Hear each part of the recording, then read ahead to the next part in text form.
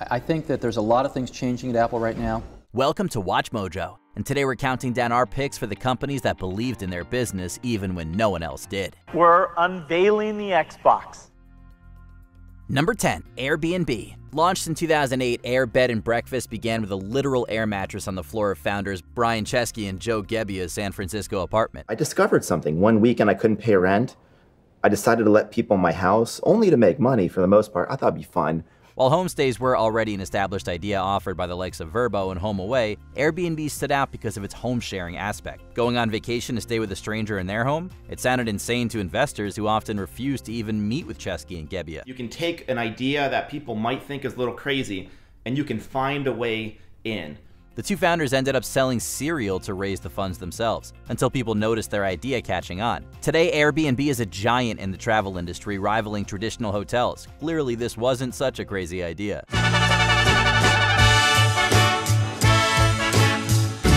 Number 9, Ring. In 2013, Jamie Siminoff presented his company Doorbot on Shark Tank, hoping to cut an investment deal. Sharks. Wouldn't it have been nice to know who was behind the door before you let me in? Only one shark, Kevin O'Leary, made Siminoff an offer. Sticking to his guns and believing in the value of his business, Siminoff turned his modest offer down. We have a vision, I think, to build a big company out of this. And I can't give someone 10% of all of our sales because it'll bleed us of cash while we really need it the most. I'm basically providing you factoring capital. You need my $700,000 for inventory. But respectfully, I can raise that money through venture debt or line of credit or something else. So. Doorbot was later rebranded as Ring, the home security and smart doorbell manufacturer that has taken off everywhere. Part of Ring's success is owed to the organic marketing produced by viral videos taken on Ring cameras. Hey there.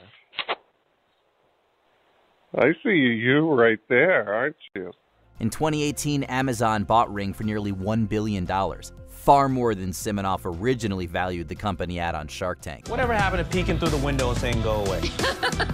Number 8, FedEx. While a student at Yale, Fred Smith, wrote a paper about how to optimize shipping methods to deliver goods faster. Business is business, and as we all know, in order to get something done, you gotta do something. In order to do something, we gotta get to work, so let's get to work. Thank you for taking me. Undeterred by the C he received on his paper, Smith turned his idea into a business in the 1970s with Federal Express. However, the 1973 oil crisis quickly put FedEx into massive amounts of debt. We run out of money, and we didn't have all of the regulatory requirements we needed. With his last $5,000, Smith decided to take another risk. He went to Vegas and played a little blackjack. His literal gamble paid off, earning him $27,000 that helped keep the company from going under. Today, FedEx has grown into a multinational shipping conglomerate known around the world. Number 7, Play-Doh. This colorful, kid-friendly putty was originally manufactured for a very different purpose. Kids love to squish it and squash it and roll it. In 1912, soap maker Cut-All Products developed a substance that could clean soot from wallpaper. After World War II, when oil, gas, and electricity began replacing coal in the home, the market for soot cleaner quickly shrank. So as gas and electric heating came in, there was no longer a need for the cleaning goo. Joseph McVicker was tasked with saving Cut-All Products from bankruptcy when his sister-in-law, a nursery school teacher, suggested he market it as a toy. Cut-All Products began manufacturing the putty in bright, kid-approved colors and marketing to schools under the name Play-Doh. Though it very nearly became obsolete, Play-Doh has endured for decades as a childhood favorite toy. Open a can of imagination with Play-Doh. Number 6, Crocs. When these shoes first launched, most consumers agreed that the foam clogs weren't exactly the height of fashion. Still, despite their outward appearance, Crocs were comfortable and practical, especially for groups like gardeners, healthcare professionals, and cooks. Labeled as a fad, Crocs sales surged more than 225% last year. After the initial excitement surrounding the controversial shoe, sales began to fall. To save the company, CEO Andrew Reese decided he would take on the Herculean task of making Crocs not just practical, but genuinely cool and trendy as well. Across the globe, that younger consumer wants to be able to turn a generic purchase into a personal purchase and tell a story. Collaborations with designers, celebrity endorsements, and social media marketing have all transformed Crocs into a surprisingly fashion-forward brand. Fashion's all about making a statement, and a pair of Crocs full of gibbets certainly has something to say. In 2024, the company said they brought in $271 million worth of sales from these alone. Number 5, Reddit. Founded by two college roommates in 2005, Reddit looked like a ghost town upon its initial launch. You'll also notice I had a t-shirt with a mascot that I designed long before we actually built a website. The challenging part of making a website based around user-generated content and discussion is that you actually need some users. So Steve Huffman and Alex Ohanian followed the old adage, fake it till you make it. They created hundreds of fake accounts to post content and leave comments, being careful to establish the specific kind of tone and discourse they hoped to see on Reddit. Eventually, real users started creating accounts and contributed to the conversations, and the fake accounts were no longer needed. Word of mouth has always been the most powerful form of advertising, and now Reddit is where that conversation happens. Today, Reddit is the 9th most visited website in the world, with subreddits to appeal to every possible niche on the internet. There are Redditors on the r/Sharknado subreddit sharing photos and updates, and so that's how we know it's on its way. Number 4. Microsoft. In 2001, Microsoft was already long established as a major player in the tech industry, but they wanted to try something new. You may have been wondering what this draped device was here. Video game console companies like Sony and Nintendo were developing their products into broader home entertainment systems that rivaled the personal computer. Microsoft decided to take on these video game giants by launching its own console, the Xbox. The Xbox is everything The Rock is. Cutting edge, powerful, exhilarating, and like The Rock, it will be the most electrifying thing coming out this year.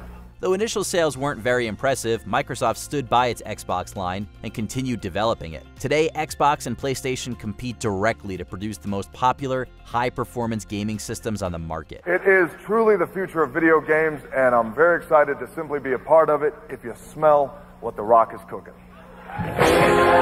Number 3. Twitter. The initial idea for Twitter was introduced by Jack Dorsey in 2006. By 2007, Twitter users were already posting a collective 60,000 tweets per day. 3 weeks ago, I had 90 followers, and today I have more than 2,000 followers. The company grew rapidly with much critical acclaim. By 2009, Twitter was ranked the 3rd most popular social networking site. During Twitter's early growth, Facebook took notice. Mark Zuckerberg offered to buy the company for $500 million in 2008. In a shocking move, Twitter turned the generous offer down. Just becoming very popular and proving that Twitter can be a reliable and interesting and useful tool around the world, that's only kind of half the job.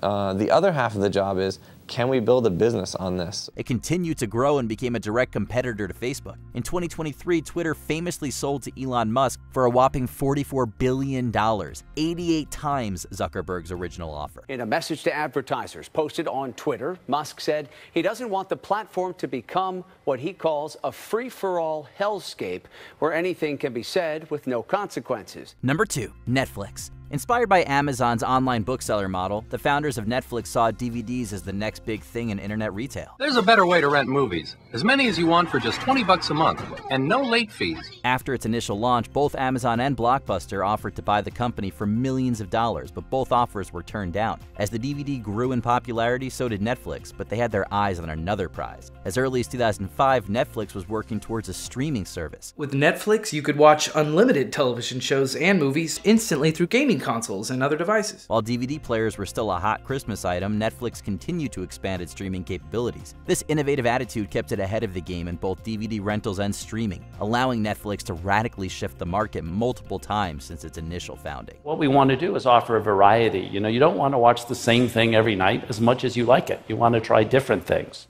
Before we continue, be sure to subscribe to our channel and ring the bell to get notified about our latest videos. You have the option to be notified for occasional videos or all of them. If you're on your phone, make sure you go into your settings and switch on notifications. Number 1. Apple. After Apple's initial success in the world of personal computers in the 70s and 80s, the company hit a rough patch. Once a mighty giant in the industry, now Apple computers are given little shelf space in most stores. Steve Jobs had stepped down as CEO, new Apple products weren't selling, and the company faced fierce competition from Microsoft and IBM. It seemed like this California tech company's short run was over. In 1997, Jobs returned to take up the reins once again. I think that we're going to get to a new trend, but that new trend will not become evident for another quarter or so. He decided to shift the business model, focusing on innovation and appealing to a wider audience. He introduced the iMac and the iPod, which became wildly popular with consumers. Apple was rapidly returning to the top, but the iPhone clinched the deal. An iPod. A phone. Are you getting it? The now ubiquitous product changed the smartphone industry and further cemented Steve Jobs and Apple's legacy. Which company do you think will be the next crazy success story? Let us know in the comments. And this is the home screen of iPhone right here.